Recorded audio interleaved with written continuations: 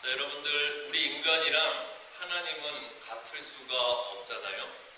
인간과 하나님의 근본적인 차이가 뭘까요? 우리 인간과 하나님의 근본적인 차이는 무엇이 있을까요? 한마디로 정의하면 하나님은 완전하시고 인간은 불완전하다는 거죠. 아무리 인간의 능력이 뛰어나고 똑똑하더라도 전지전능한 하나님에 비해서 인간은 불완전한 존재가 될 수밖에 없다는 거예요. 특히 인간은 시간이 흐르고 나이를 먹어갈수록 노령화가 되어서 신체적으로, 정신적으로 더 약해지게 돼 있잖아요. 이 자리에서 제가 이런 말씀을 드리면 여러분들이 욕하실지 모르겠지만 저도 나이 40이 넘어가는 순간 내가 늙어가고 있구나, 그거를 생각하게 되더라고요. 40 이전에는 절대 경험하지 못했던 일들이 40을 넘어가니까 그런 일들이 저한테 생기는 거예요. 한 번은 이제 커피를 먹기 위해서 커피 믹스 봉지를 뜯었습니다. 그리고 커피를 붓고 그 다음에 뜨거운 물을 넣으려고 하는데 컵 안에 커피가 없는 거예요. 분명히 뜯어서 커피를 쏟았는데 내가 안 넣었나? 보니까 옆에 커피 믹스 빈 봉지는 있거든요. 그런데 커피는 사라진 겁니다. 이게 어떻게 된 일인가 자세히 살펴봤더니 제가 커피 믹스 봉지를 뜯어서 커피는 쓰레기통에 부어버리고 그리고 그 빈 컵에다가 물을 부은 거예요. 그래서 그때만 하더라도 내가 요새 스트레스가 너무 많은가 보다. 스트레스가 없어야 돼. 그렇게 생각하고 말았습니다. 그리고 얼마 있다가는 또 제가 이제 빨래를 하는데요. 집에서는 제가 빨래를 하거든요. 빨래를 하는데 드라이어에서 마른 빨래를 다 꺼냈어요. 그리고 잠시 후에 이제 빨래 바구니를 들고 집으로 올라가려고 하는데 또 빨래 바구니가 비어 있는 거예요. 분명히 드라이어에서 빨래를 뺐는데, 그래서 드라이어를 확인했더니 또 빨래가 없어요. 이 빨래는 어디로 갔는가? 또 뒤져봤더니 제가 드라이어에서 마른 빨래를 꺼내가지고 다시 세탁기에 집어넣고 그 빨래를 또 돌려버렸더라고요. 또 그때만 하더라도 요즘 내가 일이 너무 많은가 보다. 좀 쉬엄쉬엄 쉬면서 일을 하자. 그렇게 생각을 했어요. 그러다가 또 어떤 일이 있었냐면 제가 이제 전에 있던 교회에서 부목사로 사역을 할 때는 부목사다 보니까 평일날 교회 출퇴근 시간이 다 정해져 있었습니다. 그런데 제 퇴근 시간이 제 와이프 퇴근 시간보다 더 빨랐어요. 와이프가 저보다 늦게 퇴근하니까 제가 교회에서 퇴근을 하면서 딸아이가 있는 애프터 스쿨에 들러서 애를 픽업해서 항상 집으로 돌아왔었어요. 어느 날도 여느 때처럼 교회에서 퇴근을 해가지고요, 집으로 돌아왔고 파킹랏에 차를 세운 다음에 뒤를 돌아보면서 유정아 집에 다 왔다 내리자 했는데 애가 뒤에 없는 거예요. 그래서 얘가 의자 뒤에 숨어서 장난을 치는구나, 아무리 살펴봐도 없는 거예요. 전 충격을 받았죠. 애가 어디로 사라졌나, 뛰어내렸나, 아니면 휴거를 했나. 그래서 곰곰이 생각을 해봤더니 딸아이 애프터 스쿨에 들르지 않고 혼자 집에 와놓고 애가 없어졌다고 차 안에서 애를 찾고 있었던 겁니다. 그러면서 내가 늙기는 늙었구나, 그거를 생각해보게 되었는데요. 인간은 이렇게 나이를 먹어갈수록 점점 정신적으로나 신체적으로 약해질 수밖에 없다는 겁니다. 반면에 하나님은 완전하신 분이시기에 그 하나님이 이루어 나가시는 그 역사도 완전한 역사가 된다는 거예요. 그렇다면 하나님이 이루어 나가시는 그 역사는 전적으로 누구를 위한 역사일까요? 하나님은 완전한 역사를 이루어 나가시는데 그 역사는 누구를 위한 역사겠습니까? 인간을 위한 역사라는 거죠. 하나님이 이루어 나가시는 역사는 전적으로 인간 구원의 역사라는 거예요. 순간순간 모든 상황 가운데 인간들을 구원해 주시고 또 더 나아가서 우리 영혼의 구원을 위해서 역사하시는 분이 바로 하나님이라는 거죠. 그러면 하나님이 우리 인간을 구원하시기 위해서 이루어 나가시는 그 역사는 어떤 방법으로 인간을 구원하시는 그런 역사를 이루어 나가실까요? 하나님은 마법사나 요술사가 아니에요. 없는 것을 갑자기 있게 하고 또 있는 것을 갑자기 없게 하고 그렇게 역사하시는 분이 아니라는 거죠. 하나님께서는 인간이 처해 있는 현실의 모든 상황을 이용하셔서 당신의 자녀들을 도우신다는 겁니다. 오늘 우리가 읽어보았던 출애굽기 14장 13절에서 18절까지 말씀 보게 되면 이스라엘 백성들이 애굽을 탈출했잖아요. 그런데 한참을 가고 있는데 그 이스라엘 백성들의 앞을 무엇이 가로막고 있습니까? 홍해가 가로막고 있는 겁니다. 뒤로 가려고 했더니 뒤에는 누가 쫓아와요? 애굽의 군대가 쫓아오고 있는 거죠. 앞에는 홍해, 뒤에는 애굽의 군대. 정말 어디로도 갈 수 없는 첩첩 산중의 상황이 되어버렸습니다. 이스라엘 백성의 입장에서는 사망의 그늘이 그들을 에워싸고 있어서 탈출구가 없어 보이는 그러한 상황이 되어버렸던 겁니다. 그런데요, 하나님께서는 이스라엘 백성들이 죽음의 바다로 생각했던 그 홍해를 통해서 구원의 길을 열어주셨고요. 또 그 홍해를 이용해서 이스라엘의 대적 애굽의 군대를 진멸시켰던 겁니다. 이스라엘 백성들은 홍해를 앞에 들고 저 바다는 죽음의 바다다 그렇게 생각을 했는데 하나님께서는 그 홍해를 갈라주셨어요. 그리고 이스라엘 백성들에게 들어가라고 했습니다. 그런데 이스라엘 백성들은 홍해가 갈라졌을 때 그 바다에 들어가서도 불평과 불만을 했을 거예요. 왜 불평했을까요? 바닷속으로 들어가니까 그 바닷속 모래 갯벌이 얼마나 질퍽질퍽해요. 발이 빠지고 신발이 벗겨지고 하니까 그 안에서 불평하고 짜증내며 하나님을 원망했을 겁니다. 왜 이렇게 우리의 통행을 불편하게 만드시나? 그렇게 하나님께 불평을 했겠지만 출애굽기 14장 25절 말씀 보게 되면요, 이스라엘 백성들이 불평했던, 원망했던 그 모래 갯벌이 이스라엘 백성들을 뒤따라서 홍해 바다로 들어온 애굽 군대의 말과 병거를 잡아주었기 때문에 이스라엘은 무사히 탈출할 수가 있었던 거예요. 그 모래 갯벌이 없었으면 뒤따라 들어온 애굽의 군대가 이스라엘 백성들을 금방 잡았을 거라는 거죠. 그런데 병거를 타고 들어온 그 애굽 군대의 병거의 바퀴를 모래 갯벌이 붙잡아 버리니까 그 애굽의 군대는 그 안에서 고립을 되어버린 것이고요. 이스라엘은 무사히 탈출할 수 있었던 겁니다. 이처럼 내가 처한 모든 상황을 불평과 불만과 원망의 조건으로 삼아서는 안 된다는 것을 이 사건이 보여주고 있는 거예요. 바로 우리가 원망하고 불평하는 그 상황과 환경이 바로 하나님이 역사하시는 수단과 도구가 되는 것이고요. 그것들을 통해서 하나님께서는 영광을 드러내신다는 거예요. 출애굽기 14장 17절에서 18절 말씀 보게 되면요, 하나님께서 이스라엘 백성들에게 홍해로 들어가라고 했습니다. 그리고 말씀하시기를 너희들이 불평하든 원망하든 저 홍해를 이용해서 나는 애굽의 군대를 진멸할 것이고 그 일을 통해서 애굽의 바로 왕과 애굽 사람들이 내가 하나님인 줄을 알게 하겠다. 그렇게 말씀을 하시잖아요. 그리고 하나님이 말씀하셨던 대로 25절을 보게 되면 애굽의 군대가 홍해에 뒤따라 들어왔다가 자신들이 타고 있는 병거의 바퀴가 모래에 빠져서 헤어나오지 못하는 것을 보고 애굽의 군대 입에서 이런 말이 나와요. 이스라엘의 하나님이 저들을 대신하여 우리가 싸우고 있다. 우리는 빨리 도망가야 한다.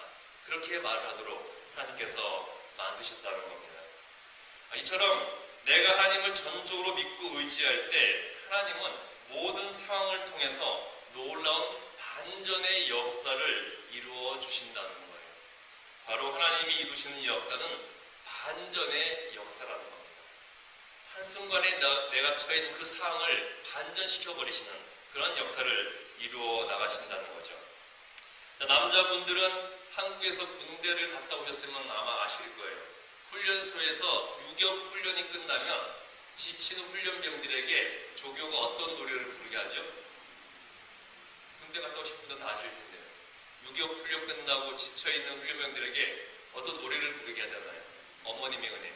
그 노래를 부르게 하면 단 한 사람도 예외 없이 질질 짜면서 우는 거예요. 정말로 논산 훈련소에서 있었던 일이라고 하는데요. 훈련소에서 유격 훈련이 끝나고 예년처럼 조교들이 훈련병들에게 어머니 노래를 부르겠다고 합니다. 어머니 문의 노래 다 아시죠? 나실제 괴로움 다 잊으시고 기르실제 밤낮으로 애쓰는 마음 진자리 마른 자리 갈아주시며 손발이 닿도록 고생하시네. 여기까지는 좋았는데 그 다음에 손발이 닿도록 고생하시네. 고마워라 스승의 은혜 보답하리 스승의 은혜. 그렇게 끝나버렸다는 거예요. 그러니까 목소리 큰 훈련병 한 명이 후렴에서 그냥 스승의 은혜를 불러버리니까 다 따라서 스승의 은혜를 불러버리고 결국은 어머님의 은혜가 스승의 은혜로 반전되는 그런 일이 일어났다는 거죠. 자, 하나님이 이루어 나가시는 모든 역사가 바로 이처럼 우리가 처해 있는 그 상황과 환경을 한순간에 바꾸어 버리시는 그런 반전의 역사라는 겁니다. 하나님에 대한 절대적인 믿음을 가지게 되면 그 믿음은요, 어렵고 힘든 환난의 상황까지도 나를 도우시는 하나님의 은혜의 수단이 되도록 만들어 주신다는 거예요.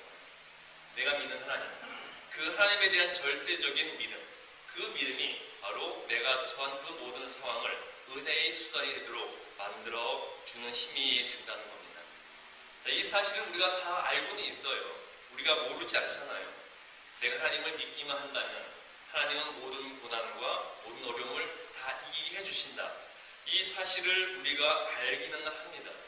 문제는 알기는 하지만 이 사실에 대한 절대적인 믿음이 있냐는 거예요. 내가 믿는 그 하나님을 우리가 절대적으로 믿고 따르고 있냐는 거죠. 자, 여러분, 하나님을 절대적으로 믿고 따르세요?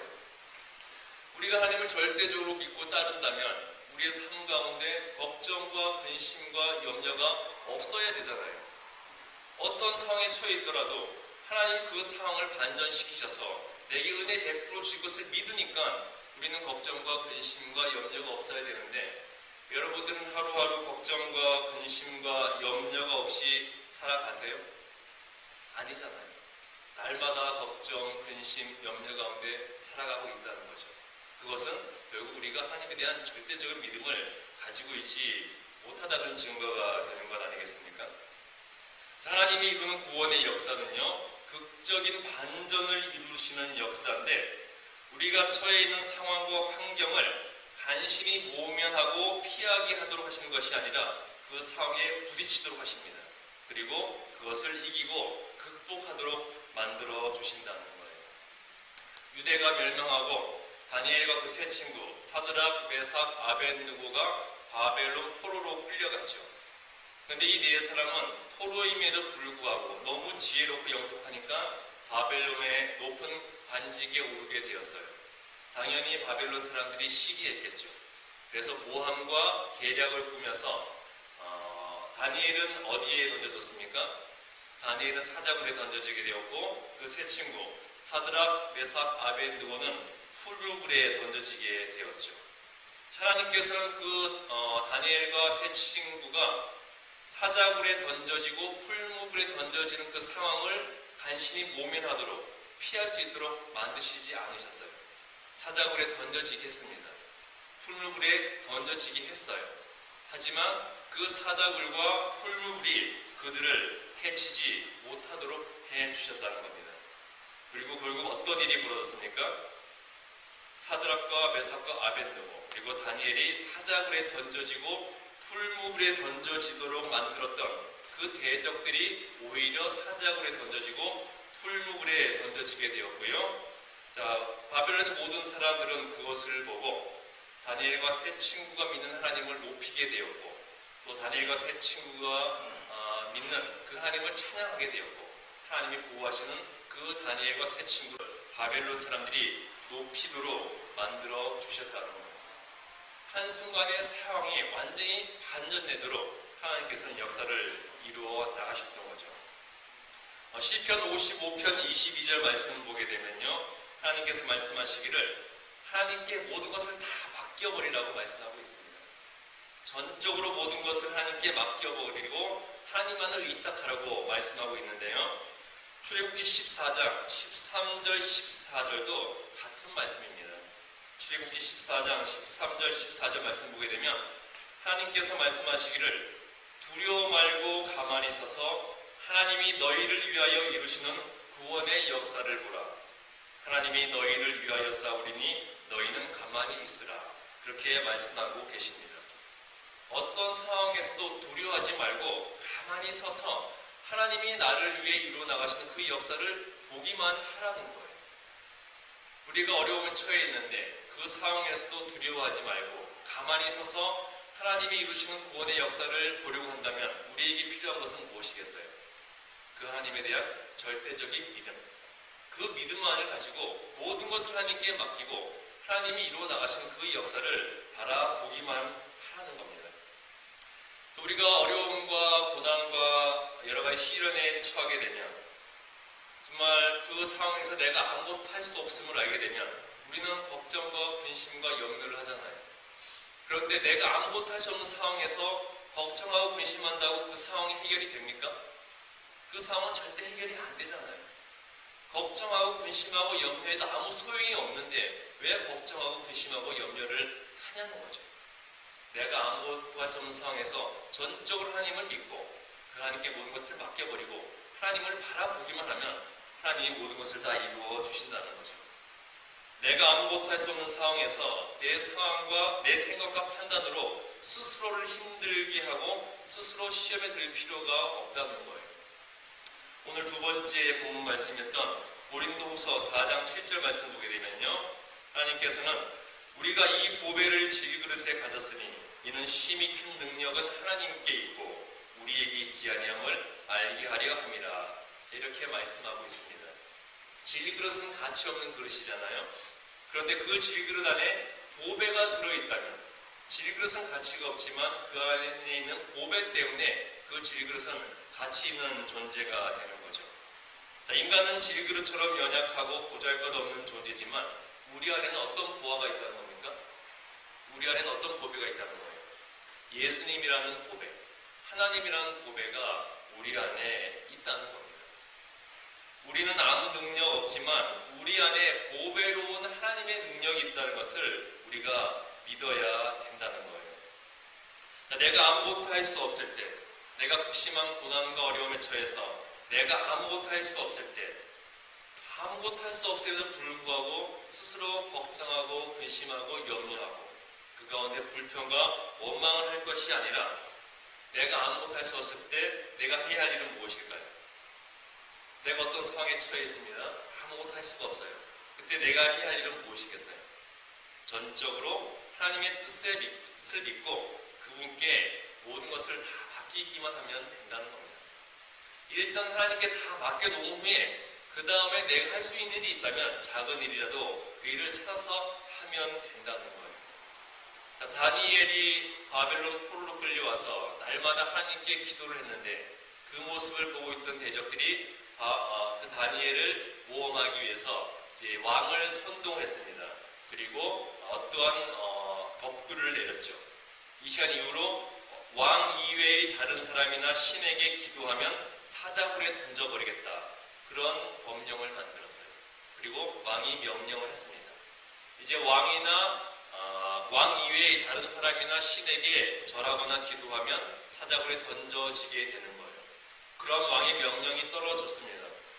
이미 왕의 명령이 떨어졌기 때문에 이제 다니엘이 할 수 있는 일은 아무것도 없어요. 자, 이 상황에서 다니엘은 걱정하고 근심하고 염려할 것이 아니라 그 모든 상황을 하나님께 절대적으로 맡겼습니다. 일단 하나님께 맡긴 후에 내가 할 수 있는 일이 무엇일까 생각해봤더니 역시 할 수 있는 일은 기도밖에 없는 거예요. 그리고 하나님께 모든 것을 맡긴 후에 그는 열심히 기도만 했을 때 하나님께서는 그 모든 상황을 또 완전히 반전이 되도록 역사를 이루어 나가셨다는 거죠. 우리는 내가 믿는 하나님의 능력을 제한해서는 안 될 것 같아요. 내 생각과 판단 안에 하나님의 능력을 가두어 놓아서는 안 된다는 거죠. 우리는 하나님을 믿는다고 하면서도 어떤 어려움이나 고난에 처하게 되면 하나님이라도 이것만은 안 되실 거예요. 하나님이라도 이 순간만은 나를 도와주실 수 없을 거예요. 하나님이라도 이 상황만은, 이 일만은 어쩔 수 없을 거예요. 그렇게 하나님의 능력을 내 생각과 판단 안에 가두어 놓는다는 겁니다. 하나님의 능력을 우리 스스로 제한해 버린다는 거죠. 때로는요, 하나님을 내 생각대로 움직이는 나의 능력 있는 종으로 만들어 버릴 때도 많아요. 그러니까 하나님이 내가 원하는 때, 내가 원하는 시간에, 내가 원하는 방법으로 내가 원하는 것을 이루어 주실 것을 하나님께 요구하고 원한다는 거죠. 자, 이렇게 되어버리면 그때부터 하나님과 우리의 관계에 있어서 누가 주인이 되어버리는 거예요? 하나님이 주인이에요? 내가 주인이에요? 내가 주인이잖아요. 내가 원하는 것을, 내가 원하는 때에, 내가 원하는 방법으로 하나님이 해 주셔야 되는 것을 요구하는 거니까 그때부터 우리 인생에 있어서 하나님과의 관계는 하나님은 나의 종이 되는 것이고 나는 하나님을 부리는 그런 주인이 되어버린다는 거죠. 사실 오늘날 신앙인의 행태를 보게 되면 하나님과의 관계를 만들어 나갈 때 있어서 하나님을 내 인생의 주인으로 모시기보다는 하나님이 나를 위해 일하시는 능력 있는 종으로 하나님을 여길 때가 많잖아요. 말로는 하나님을 아버지라고 불려요. 하지만 실제로는 내가 명령할 때, 내가 요구할 때 하나님은 내가 원하는 것을 다 해주셔야 되는 그런 능력 있는 종으로 하나님을 만들어 버리는 것이 우리들의 신앙일 때가 굉장히 많다는 겁니다. 자, 우리는 하나님 앞에서 철저히 변화되는 자가 될 수 있어야 되겠습니다. 하나님이 나를 위해서 이루시는 그 구원의 역사를 보기 원한다면 우리는 하나님 앞에서 내가 먼저 철저히 변화되어야 된다는 거예요. 우리 인생에 있어서 삶의 중요한 전환기가 주어지게 될 때, 우리 인생에 있어서 삶의 중요한 전환기는 주로 어떤 모습으로 찾아오죠? 고난이나 시련의 모습으로 찾아올 때가 많이 있잖아요. 그러한 삶의 중요한 전환기가 우리 앞에 주어지게 될 때 우리는 그 앞에서 불평하고 불만하고 걱정하고 근심하고 염려할 것이 아니라 그때 우리가 해야 될 것은 내가 하나님 앞에 온전히 서 있는가, 내가 하나님과 온전한 관계를 만들어가고 있는가, 그것을 먼저 확인을 해야 된다는 거예요. 그리고 그 후에 정말 내가 하나님을 절대적으로 믿고 그 믿는 하나님이 내게 무엇을 말씀하시든지 그 말씀에 철저히 순종하는 자로 변화되어서 하나님 앞으로 나아가야 된다는 겁니다. 이스라엘 백성들이 애굽을 탈출한 이후에 그들의 삶의 여정의 중요한 순간에 하나님께서는 홍해를 건너게 하셨고요. 그 다음에는 요단강을 건너게 하셨어요. 이스라엘 백성들이 애굽을 탈출해서 광야로 나갈 때 홍해를 건너게 하셨잖아요. 그 다음에 광야에서 40년간 생활하다가 가나안에 입성하게 될 때는 어디를 건너게 하셨습니까? 요단강을 건너게 하셨어요. 길이 그 길만 있는 게 아니에요. 애굽에서 광야로 나가는 길이 홍해를 거쳐서만 갈 수 있는 게 아니거든요. 또 광야에서 가나안에 입성할 때 요단강을 건너야지만 들어갈 수 있는 게 아닙니다. 그런데 왜 하나님께서는 광야를 나갈 때 홍해를 건너게 하시고 가나안에 입성할 때 요단강을 건너게 하셨을까요? 예전에 제가 한번 말씀드렸던 것 같은데 이스라엘 백성들이 애굽에서 400년간 종살이 했잖아요. 애굽의 이방 풍속과 애굽의 죄악에 완전히 물들어 있는 삶을 살고 있었어요. 그런 모습으로는 광야에 나가서 하나님을 볼 수가 없었기 때문에 하나님을 만나기 전에 지난날의 모든 이방의 풍속과 지난날의 죄악은 깨끗이 씻음받아 새롭게 변화된 모습으로 하나님 앞에 서야 된다. 그러기 위해서 홍해를 건너가게 하셨던 겁니다. 광야에서도 마찬가지예요.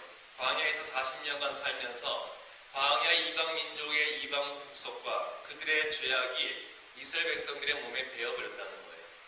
그런 몸으로 가나안 땅에 들어가서는 하나님의 백성으로 살 수가 없으니까 요단강을 건너면서 광야에서 몸에 배었던 모든 이방 풍속, 지난날의 죄악은 깨끗이 씻음받고 이제 철저히 변화된 하나님의 사람으로서 가나안에 들어가야 된다.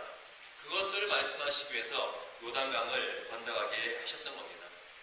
그러니까 이 사건들은 물로써 이스라엘 백성들의 모든 지난 죄악이 깨끗이 씻겨져야 한다는 것을 의미하고 있었던 거예요.